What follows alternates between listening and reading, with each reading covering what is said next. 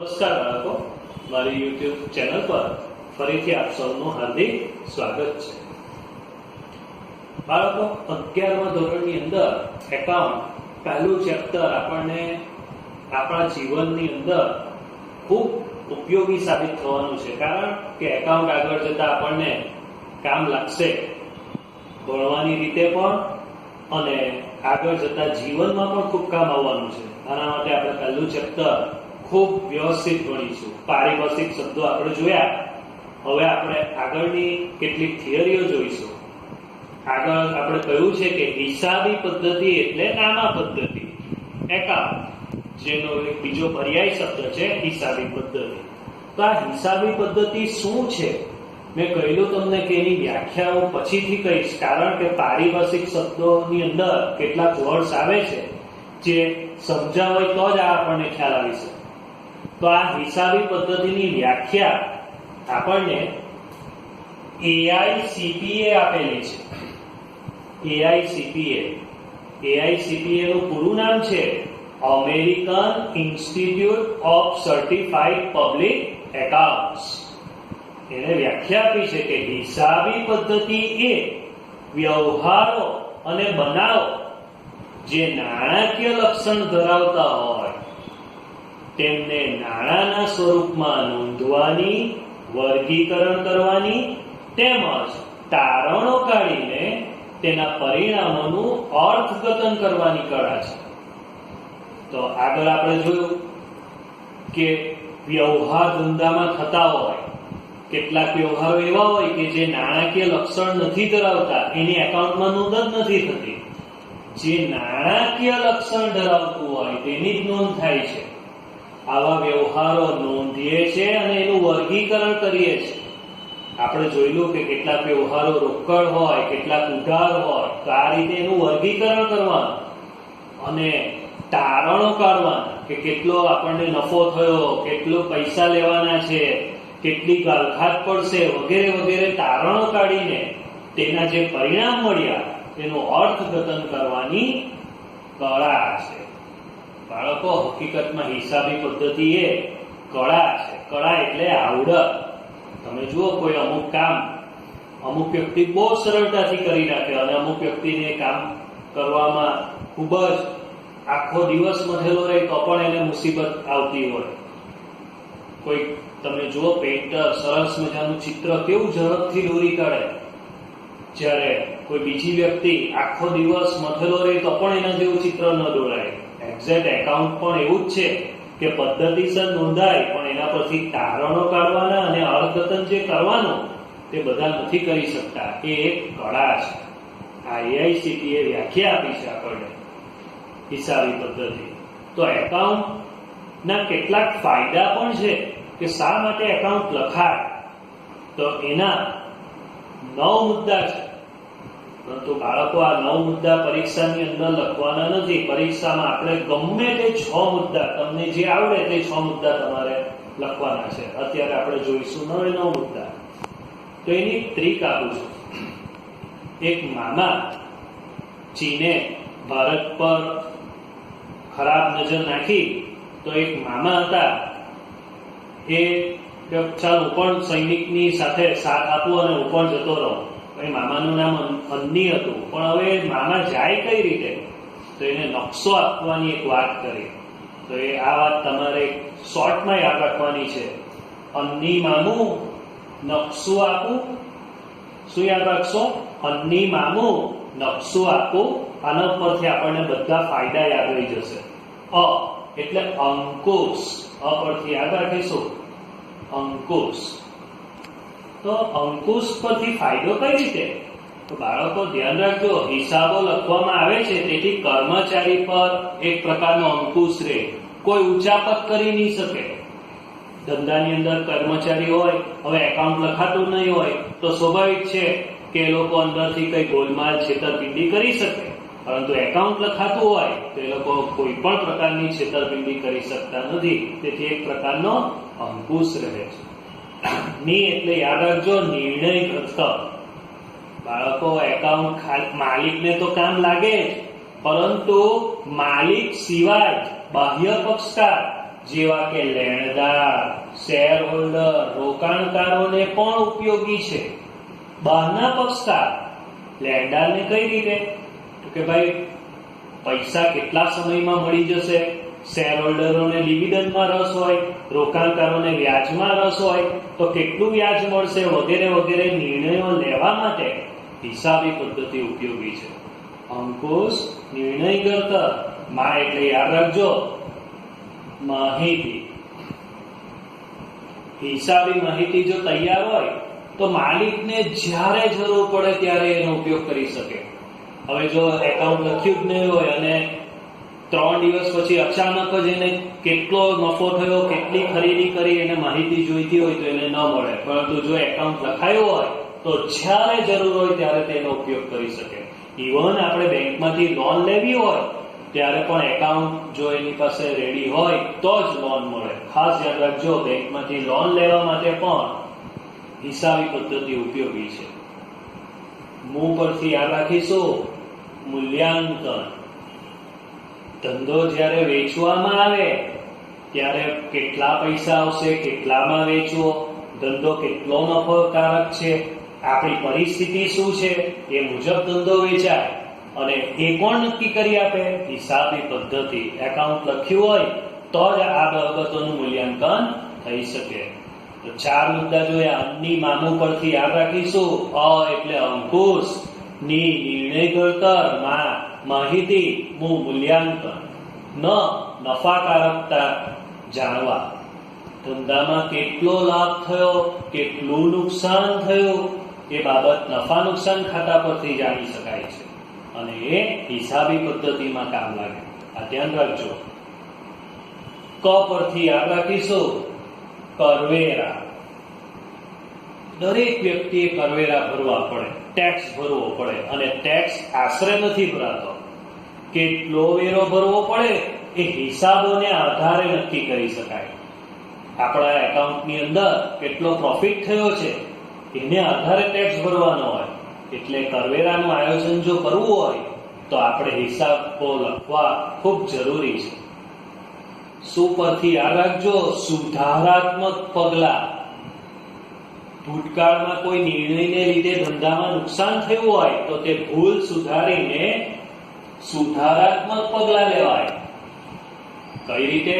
દાખલા તરીકે આપણે જો ભૂતકાળમાં ખૂબ વધારે ઉધાર વેચાણ કર્યું હોય તો તમને ખબર છે પૈસા લેવાના થાય અને પૈસા લેવાના થાય તો ઘાલખાતની શક્યતા રહે. તો એના ઉપરથી આપણે સુધારાત્મક પગલા લઈ શકીએ કે હવે ઉધાર વેચાણ ઘટાડવું જોઈએ, રોકડ વેચાણ વધારવાના પ્રયત્ન કરવા જોઈએ. તો આવા પગલા આપણે એકાઉન્ટને આધારે જ લઈ શકીએ.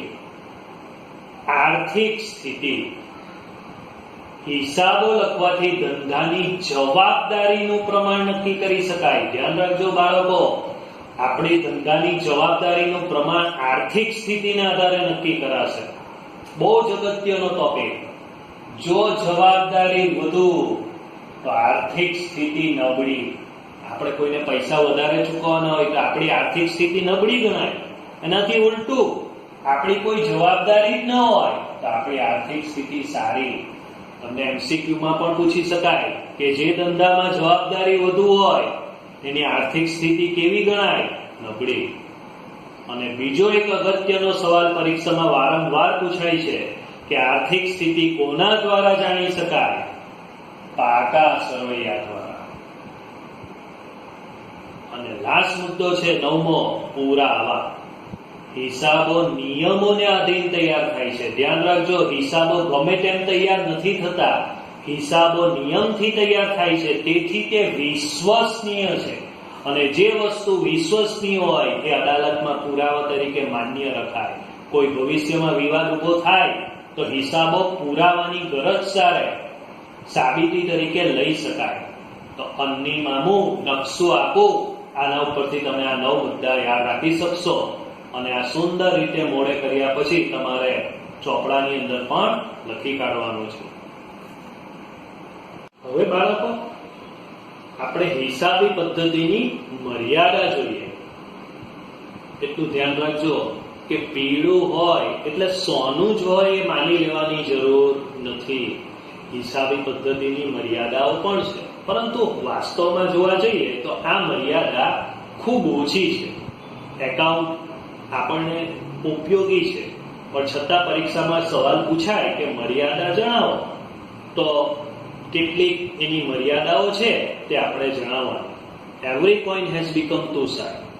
જેમ દરેક સિક્કાની બે બાજુ છે, તેમ હિસાબી પદ્ધતિની એક બીજી બાજુ પણ છે, તે આપણે જોઈએ. હવે આ વાત પણ આપણે ટ્રીકથી શીખીએ. એક છોકરો હતો, એને રોજ 2 ઈંડા ખાવા માટે જોઈએ, અને 2 ઈંડા જો એને નહીં આપીએ તો એ પડી જાય. છોકરો નાનો હતો એટલે નાની કાલી ગયેલી ભાષામાં જ બોલે કે હું ભૂ થઈ જવા, પડી જવા. તો કઈ રીતે યાદ રાખશું? બીના 2 અંડા ભૂ, બીના 2 અંડા ભૂ. બી એટલે યાદ રાખજો, બિન નાણાકીય વ્યવહાર. આગળ આપણે પારિભાષિક શબ્દો વખતે જોયેલું કે નાણામાં માત્ર નાણાકીય વ્યવહારોની જ નોંધ થાય છે. જેનું મૂલ્ય નાણામાં આપી શકાય તેની જ નોંધ થાય છે. બિન નાણાકીય વ્યવહારો ધંધામાં ખૂબ અગત્યના હોય છતાં પણ નોંધાતા નથી. એ કયા? કર્મચારીની પ્રામાણિકતા. એકાઉન્ટમાં જ્યારે હિસાબો લખાય ત્યારે પ્રામાણિકતાની તો કોઈ નોંધ થતી જ નથી. વફાદારી, નિષ્ઠા જેવા ગુણો ખૂબ અગત્યના હોય છે, છતાં પણ એની ધંધામાં નોંધ થતી નથી. આ બિન નાણાકીય વ્યવહારો છે, તેથી તેની નોંધ થતી નથી. બીજો મુદ્દો છે, ના પરથી યાદ રાખીશું, નાણાંનું સ્થિર મૂલ્ય. હકીકતમાં બાળકો હિસાબી પદ્ધતિની મુખ્ય ધારણા જે છે કે નાણાંનું મૂલ્ય સ્થિર છે, પરંતુ તમને ખબર છે નાણાંનું મૂલ્ય કદીએ સ્થિર નથી. જેમ જેમ ફુગાવો વધે તેમ તેમ વસ્તુઓ ખૂબ દિવસે દિવસે મોંઘી થતી જાય. મિલકતોનું પણ એવું જ છે કે જે કિંમતે અત્યારે મિલકત લીધી હોય, ભવિષ્યમાં અનેક ગણી કિંમત એની થાય. એનું ઉદાહરણ છે કે 5 વર્ષ પહેલા જે કિંમતે મિલકત ખરીદી હોય તે હાલમાં તેના કરતા વધુ કિંમતે જ ખરીદવી પડે. સોનું જુઓ, 10 વર્ષ પહેલા જે કિંમત હતી અને અત્યારની કિંમત જુઓ, જમીન આસમાનનો ફરક હોય. હવે વાસ્તવમાં જ્યારે આપણે હિસાબો લખીએ તો આપણા ચોપડે જે જૂની કિંમત હોય તે જ અત્યારે પણ શરૂ રહે. એ હકીકતમાં જોવા જઈએ તો એ ખોટું છે. નાણાંનું મૂલ્ય કદીએ સ્થિર નથી. ત્રીજી મર્યાદા છે, બીના 2 અંડા ભૂ. બી એટલે બિન નાણાકીય વ્યવહારો, ના એટલે નાણાંનું સ્થિર મૂલ્ય. બેવડા ધોરણો. બેવડા ધોરણો એટલે બાળકો ધ્યાન આપજો, કોઈ દારૂ પીધો હોય અને એને આપણે બેવડો કહીએ, તે બેવડો નહીં. ધ્યાન રાખજો, બેવડા એટલે ડબલ ધોરણો. તો ખૂબ અગત્યનો મુદ્દો છે. જુઓ, હિસાબોના 2 અગત્યના અંગો છે. પરીક્ષામાં પૂછાય છે કે હિસાબોના અગત્યના અંગો કયા? નફા નુકસાન ખાતું અને પાકું સરવૈયું. હવે આપણા 2 હાથ હોય તો આપણે બંને હાથને સરખું જ મહત્વ આપીએ છીએ કે ભાઈ જમણો હાથ તું બહુ કામનો, ડાબો હાથ કામનો નથી, તો ડાબા હાથ તને કાપી નાખું, એવું નથી થતું. બંને હાથને આપણે સરખું મહત્વ આપીએ. તેમ આ હિસાબોના જે અંગો છે, નફા નુકસાન ખાતું અને પાકું સરવૈયું, બંને ખૂબ કામના છે. નફા નુકસાન ખાતું આપણો નફો બતાવે અને પાકું સરવૈયું આર્થિક સ્થિતિ બતાવે. પરંતુ થાય શું કે બંનેના ધોરણ અલગ.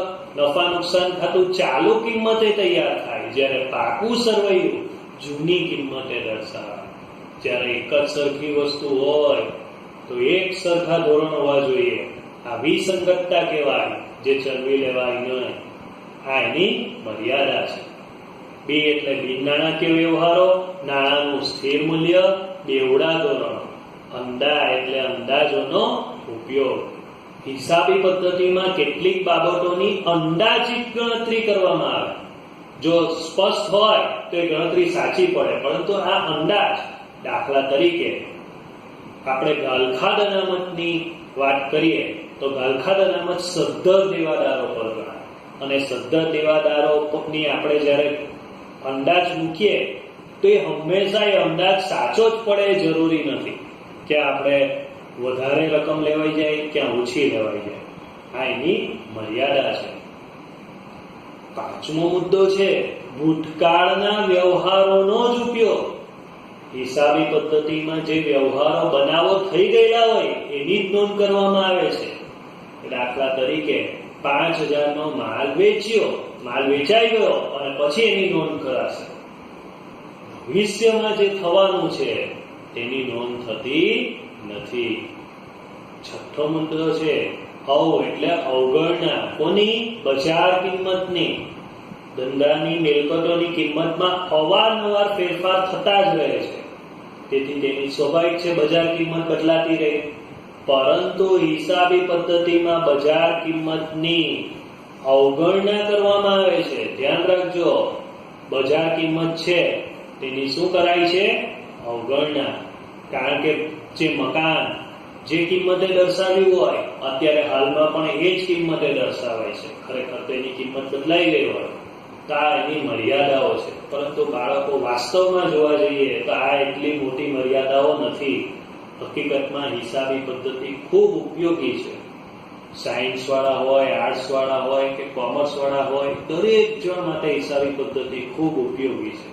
તો તમારે આની મર્યાદા અને ફાયદા બંને ખૂબ સરસ રીતે તૈયાર કરવાના છે.